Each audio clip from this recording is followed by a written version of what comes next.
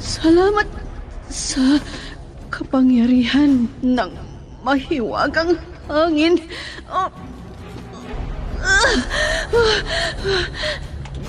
Nandito na ako sa kuweba.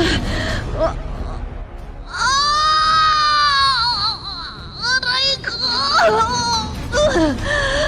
Manganganak na ako!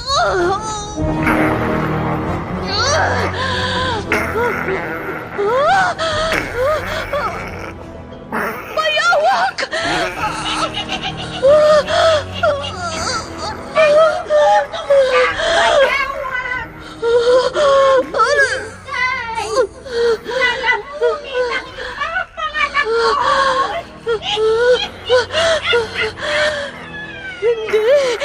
Hindi ko ipahihintulot.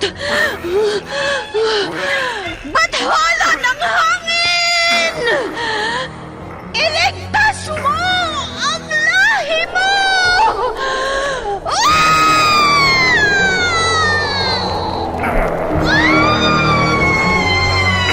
Bakit hindi mo sinakmal ang sanggol? Ikaw, bayawak!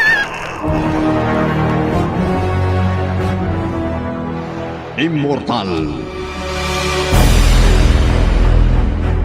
Kasaysayan ng isang dayuhan na hindi mapagtanto ang pinanggalingan. Punong-puno ng pakipagsapalaran ang kanyang buhay mortal sa likuran nang hindi niya alam ang kanyang pagkakakilanlan. Ano ang kanyang pakay sa mundo ng tao? Immortal!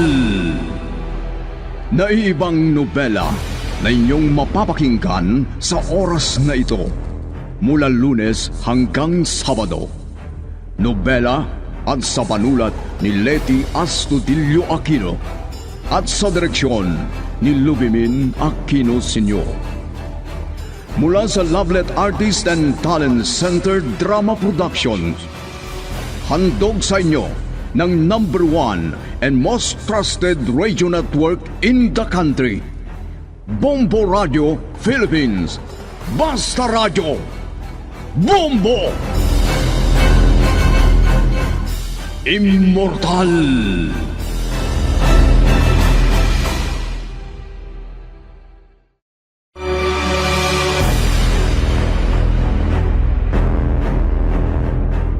Ang nakaraan, habang nasa katastasang palapag ng bahay niya si Rihanna, nakita ng enhinyero na katiwala sa konstruksyon ng kapitbahay nilang lote. Nakita rin niya ang pagdating ng isang lalaki na inakala niyang bisita ito. Sa pamamagitan ng tulong ni na Madam Shona at Masa, naihanda lahat ang kailangan sa binyag ng ampon ni Rihanna na pinangalanan niyang Amar. Ang pangalan na sinabi ng lalaki sa panaginip niya na walang iba kundi si Artemis. Sa gabi bago ang pabinyag, nagpakita si Artemis kay Rihanna. At ngayon, narito ang karugtong ng nobelang pinamagatang Immortal!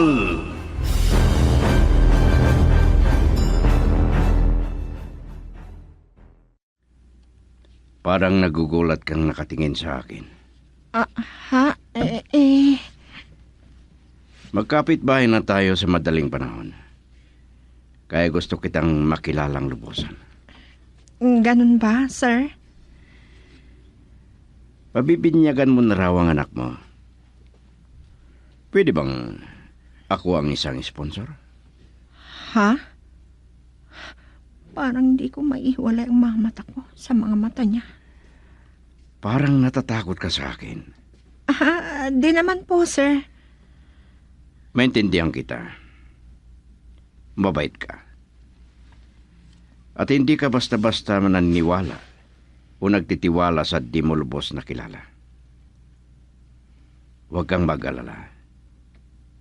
Hindi ako masamang tao. Maging mabait at mabuti akong kaibigan. Kaya sana, tanggapin mo akong maging sponsor sa mabibinyagan na anak mo. Oo, sir. Yan lang naman pala eh. Masaya ako sa pagtitiwala mo sa akin. Hindi naman ako namimili ng maging kaibigan. Basta hindi masama ang pakay ng nakikipagkaibigan. Gusto kong makita ang anak mo kung pwede. Tulog na po siya, sir. Nakita ko na noon itong taong ito. Pero saan ko ba siya nakita? Sayang. Nahuli akong lumipat dito sa inyo. Nakita ko kasi kanina na maraming abala at ayaw kong makaabala sa inyo. Yung mga inupahan kong maghahanda para bukas. Gaya ng makikita mo. Gabi na pero hindi pa sila nagpapahinga. Oh, yung grande palang pabinyag ng anak mo. Natural lang yan sa isang ina. Gagawin ang lahat para sa anak. Oo naman. Tama ka. Sabi mo kanina, gusto mong makita ang anak ko. Halika, nasa ako na. Salamat. Akala ko, ayaw mo makita ko ang anak mo. Mahimbing ang tulog niya. Malusog na bata. Makikita sa kanyang itsura na alagang-alaga siya. Hindi napapabayaan. Oo, hindi talaga. Totoo ang sinabi mo. Siya ang pinakamahalaga sa akin. Siya ang yaman ko. Maraming salamat, Rihanna. Ha? Bakit ka nagpapasalamat? Ang gusto kong sabihin, maraming salamat at nagtiwala ka sa akin. Hindi ako nagkakamali. Nakita ko na noon. Magigising na ang anak ko. Naabala ko na yata ang tulog niya. Hindi. Talagang oras na para magising siya. Ayan. Parang gusto niyang pakarga. Pwedeng buhatin ko o kargahin ko? Oo, sige. Maligayang anak ko na makikita ka. Sige, buhatin mo na, sir.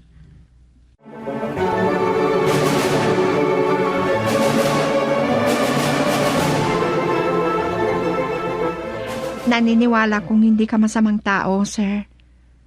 Mari bang huwag mo na akong tawaging, sir? Dapat lang na ganyan ang tawag ko sa inyo. Kagalang-galang po kayo sa itsura ninyo. Maraming salamat sa tinuran mong yan. Tawagin mo lang akong Kuya Artemio. Ganun ba? Malayong panganay ako sa'yo. Kaya maaari bang maging kuya mo na ako? Panganay sa'yo na kapatid mo.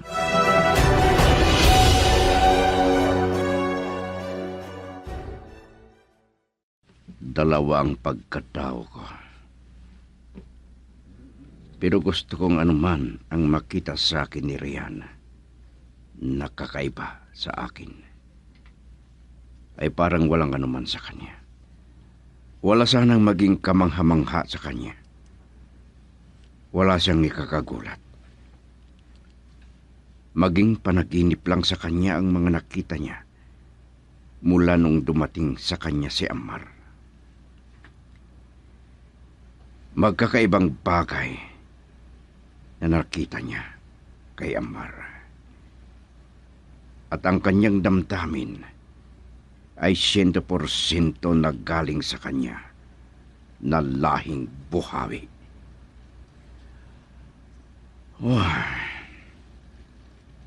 Tilaog ng mga tanda.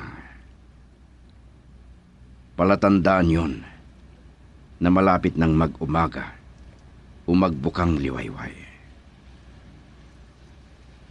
Malapit nang lumiwanag sa mundo ng tao.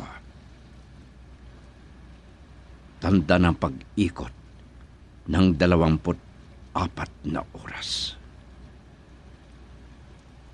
Lalabas ang araw at magbukang liwayway at magbigay liwanag sa mundo ng tao.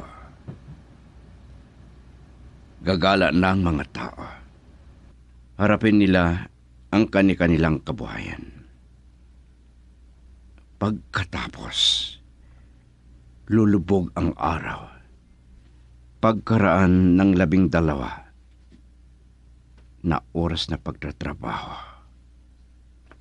at oras na rin ng pagpahinga. Matutulog sila. At sa pagtulog nila, hihinto nagaganang kanilang utak. Babalik ako sa bahay ni Rihanna.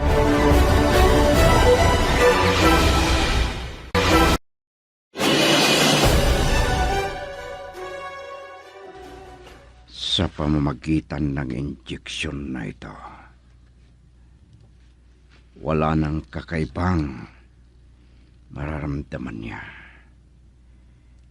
Malilimutan na niya ang katotohanan. Wala nang mahiwaga sa kanya. Wala nang kakaibang sasabihin sa mga tao tungkol kay Ammar. Maliban sa kanyang pagsabi na anak niya ito. Ang kanyang pulso.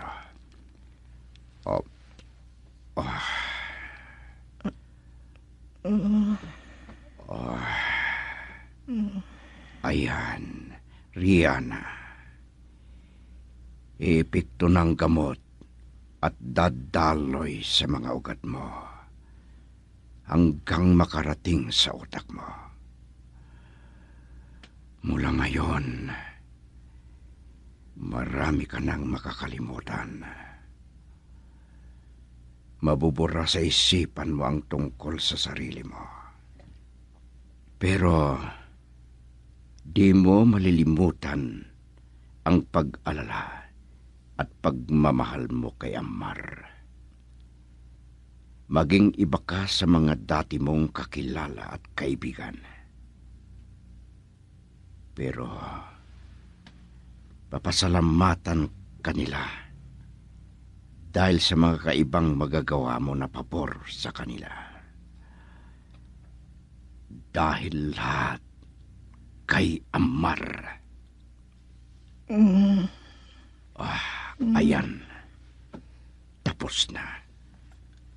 Lalabas na ako dito.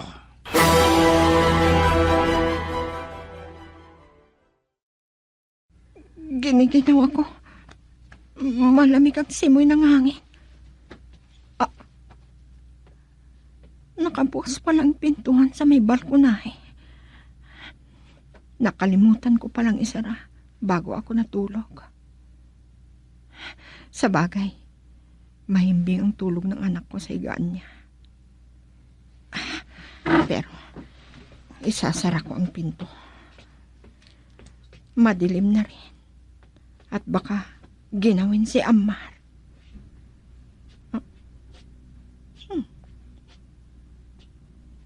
Wala na ang malakas na hangin. Lalabas ako sa kwarto. Gising na siguro ang mga maghahanda na maihahain bago darating ang magbisita para sa binyag ni Ammar.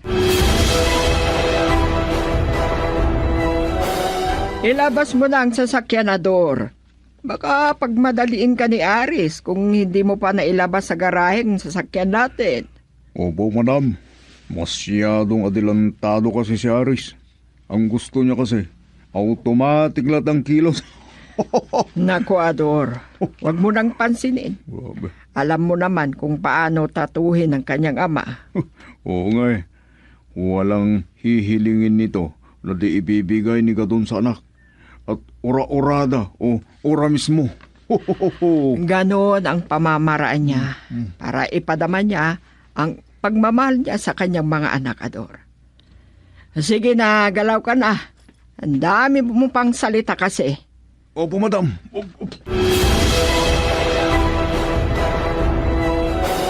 Buhaya Komando! Gumising ka! Gising!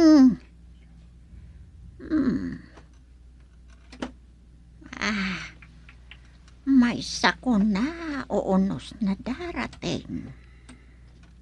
Kailangang makalabas tayo dito sa yungib ng malaking bato. Galaw ka na! Lalabas na tayo dito. Delikado tayo. Walang hiya ka. Magrereklamo ka. Gumaling na ang mga sugat mo. Kaya wala ka nang idadahilan pa. Sige, sasakay ako sa'yo. Dalian mo.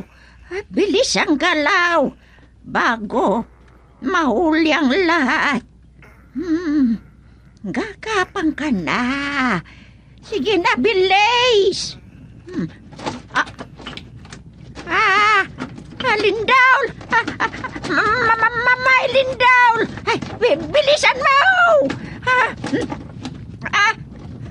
Ang daming gumugulong na bato. Ay, kung gano'n, gagamitin ko na ang kapangyarihan ng maitim na kapangyarihan ng hiyena. Dahil sa maitim na bataw. Sige na, lipad! Negra Diabla!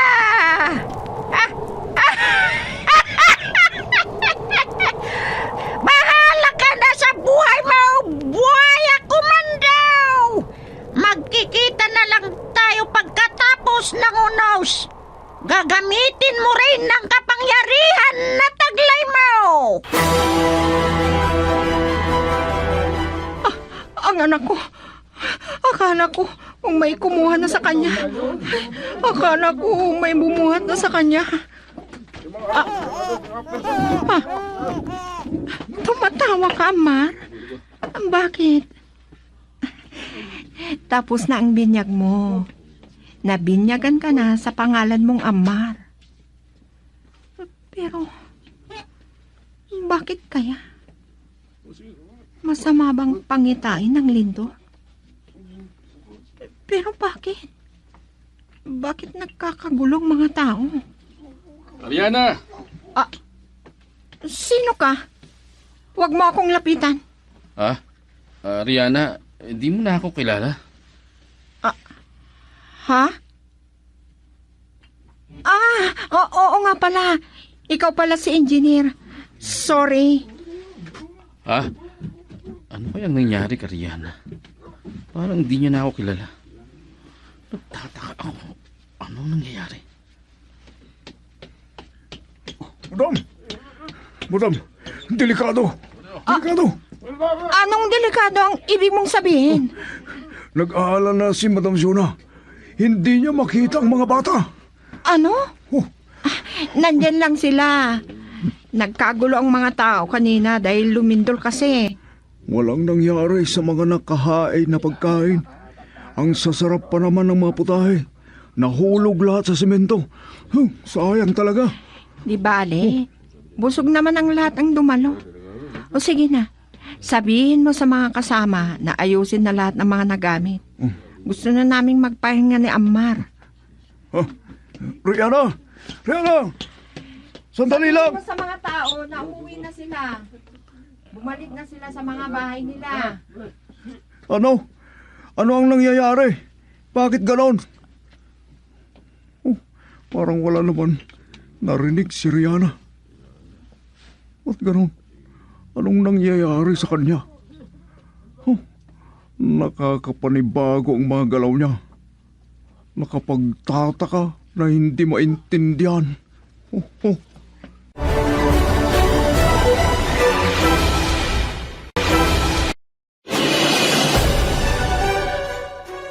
Ay, Ador! Hanapin mo si Masa at ang mga bata. Sina Aris at Carmina. Hindi ko pa sila nakikita. Madam, saan ko naman hanapin mo ngayon? Saan ba kasi sila nagpunta? Hanapin mo sila sa paligid, sa buong compound. Opo, madam. Sige na, galaw ka na. Bilis! Opo, madam. Naku, ay pupunta ako sa rooftop. Baka nandun na sila. Ano ba naman kasi ang nangyari? Biglang lumindol. Nasa kalawakan na ako.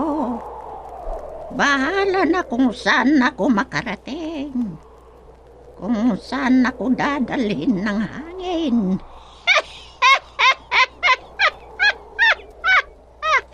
Alam ko, dadalhin ako sa may maraming tao. Mga taong alam nilang paghandaan ang anumang sakuna sa buhay nila. Makihalubilo ako sa kanila.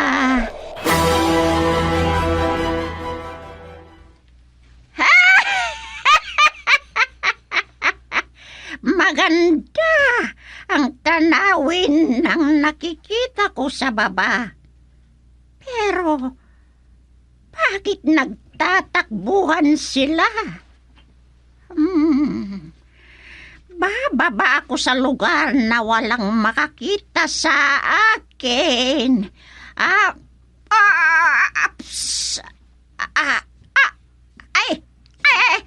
Nakaw. Bakit ganito? Parang di ako lapag sa gusto kong lugar. May puwersa na namimigil sa akin na lalapag. Nakapagtataka.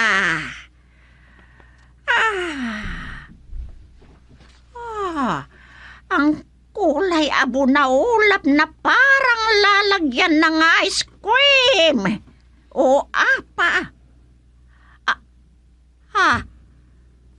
Buhawi!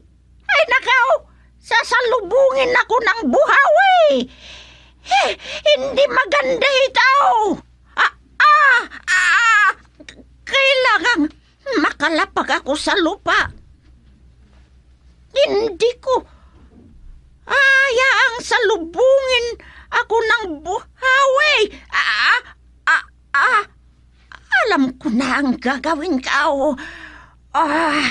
Lilihis ako ng daan.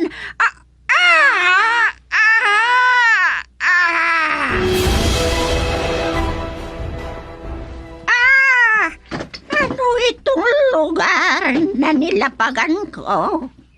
Rooftop ng bahay. Mataas din itong bahay. Sa kabilang lote, may gumagawa. May nagagawang bahay yata o gusali. Mga nagtatrabaho ang nakikita kong tao. Mabuti. Magandang pagtaguan dyan.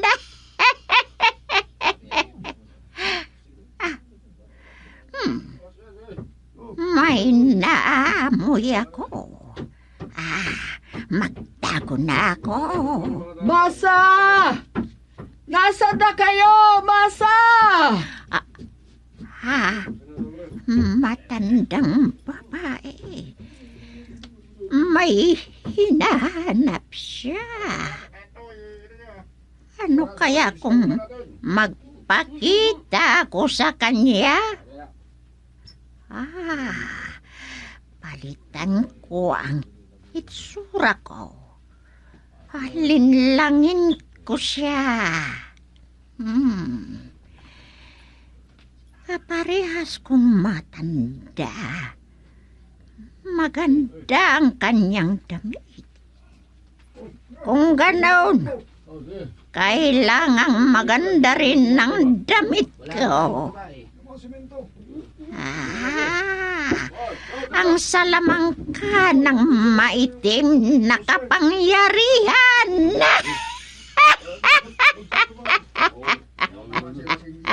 Ayaw nang gamitin kong kapangyarihan.